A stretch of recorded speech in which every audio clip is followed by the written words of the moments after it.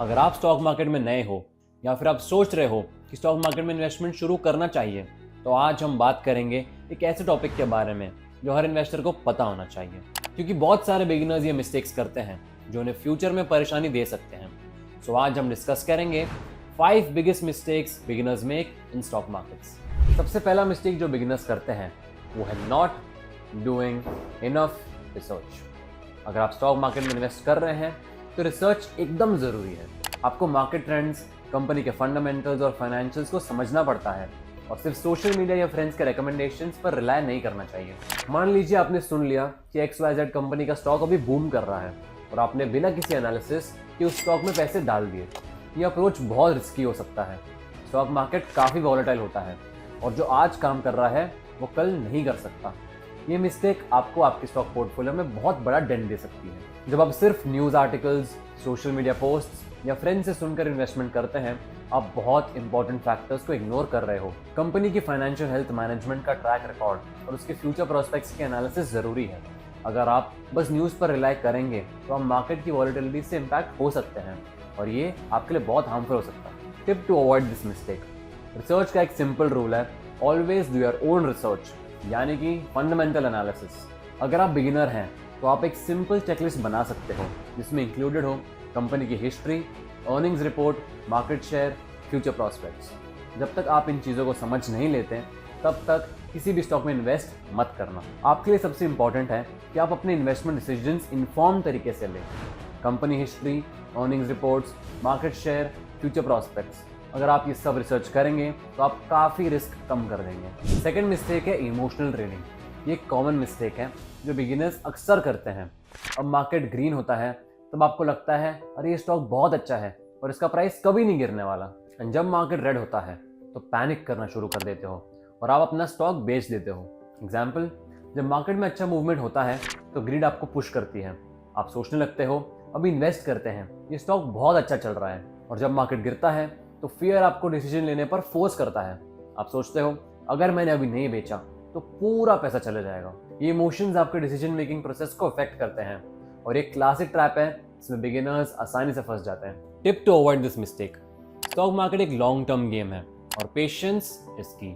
अगर आपने अच्छे फंडामेंटल्स वाली कंपनी में इन्वेस्ट किया है तो मार्केट की शॉर्ट टर्म फ्लक्चुएशंस पर पैनिक मत होना। आपको अपनी स्ट्रैटेजी पर स्टिक करना होगा। पहले से अपनी एंट्री और एग्जिट पॉइंट्स डिसाइड कर लें और जब मार्केट फ्लक्चुएट करे तो अपनी स्ट्रैटेजी को फॉलो जरूर करना। अगर आप लॉन्ग टर्म इन्वेस्टर हैं तो डेली प्राइस फ्लक्चुएशंस को इग्नोर करना सीखिए।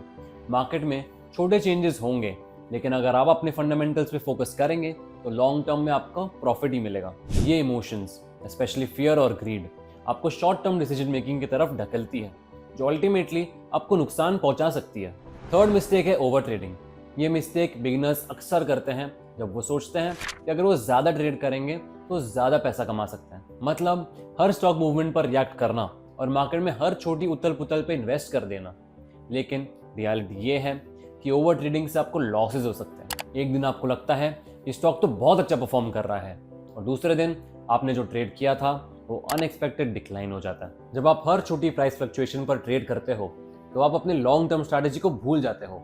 आपके इमोशंस जैसे ग्रीड और फियर डिसीजन मेकिंग में इंटरफेयर करते हैं और ये आपके पोर्टफोलियो को एडवर्सली इफेक्ट करता है। Tip to avoid this mistake. सबसे पहले सेट क्लियर ट्रेडिंग गोल्स। अगर आप एक लॉन्ग टर्म इन्वेस्टर हो तो ओवर ट्रेडिंग से बचने की कोशिश कीजिए। लॉन्ग टर्म इन्वेस्टिंग में आपको स्टॉक्स को होल्ड करना होता है, इसलिए अननेसेसरी ट्रेडिंग से बचना जरूरी है। अगर आप शॉर्ट टर्म ट्रेडर हो तो आपको अपने ट्रेड्स को केयरफुली प्लान करना होगा। स्पेसिफिक ट्रेड्स पर फोकस कीजिए। आपको अपनी एंट्री और एग्जिट पॉइंट्स को डिफाइन करना होगा। ज़्यादा ट्रेडिंग करने का ये मतलब नहीं है कि आप ज़्यादा प्रॉफिट कमा रहे हैं। इनफैक्ट आप अपनी रिस्क को बढ़ाते हो। रिस्क और रिवॉर्ड को बैलेंस करना ज़रूरी है। अगर आप ओवर ट्रेडिंग करते हो तो आप अपने रिस्क को अननेसेसरीली इंक्रीज कर रहे हो। सो आपको पेशेंस रखनी होगी। अगर आप मार्केट को समझकर और अपनी स्ट्रैटेजी के साथ चलेंगे तो लॉन्ग टर्म में आप ज़्यादा प्रॉफिट कमा सकते हो। चौथी मिस्टेक है इग्नोरिंग डाइवर्सिफिकेशन। ये मिस्टेक काफ़ी बिगिनर्स करते हैं जब वो सोचते हैं कि अगर उन्होंने एक अच्छी कंपनी में इन्वेस्ट किया जो अच्छा परफॉर्म कर रही है तो अपने सारे पैसे वही लगा देने चाहिए। शायद वो स्टॉक ने अच्छा परफॉर्मेंस दिखाया हो और आप सोच रहे हो ये स्टॉक तो फ्यूचर में भी अच्छा ही करेगा, पर यह अप्रोच काफ़ी रिस्की है। अगर आप अपना सारा पैसा एक ही स्टॉक या सेक्टर में लगा देते हो और वो स्टॉक या सेक्टर डाउन टाउन में चला जाता है तो आपका एंटायर पोर्टफोलियो नुकसान में चला जाएगा। डाइवर्सिफिकेशन ना सिर्फ आपको एक सिंगल स्टॉक या सेक्टर के रिस्क से प्रोटेक्ट करता है, बल्कि मार्केट की अनसर्टेनिटी से भी आपको सेफ रखता है। Tip to avoid this mistake: diversification एक ऐसी स्ट्रैटेजी है जो रिस्क को डिस्ट्रीब्यूट करती है। मतलब अगर आप अपने इन्वेस्टमेंट्स को अलग अलग स्टॉक्स, सेक्टर्स और एसेट क्लासेस में डिवाइड करते हो तो आप अपने ओवरऑल रिस्क को बहुत कम कर सकते हो। आपको अपने पोर्टफोलियो में स्टॉक्स के अलावा बॉन्ड्स, म्यूचुअल फंड्स, कमोडिटीज या इवन रियल एस्टेट जैसे इन्वेस्टमेंट्स को इंक्लूड करना चाहिए।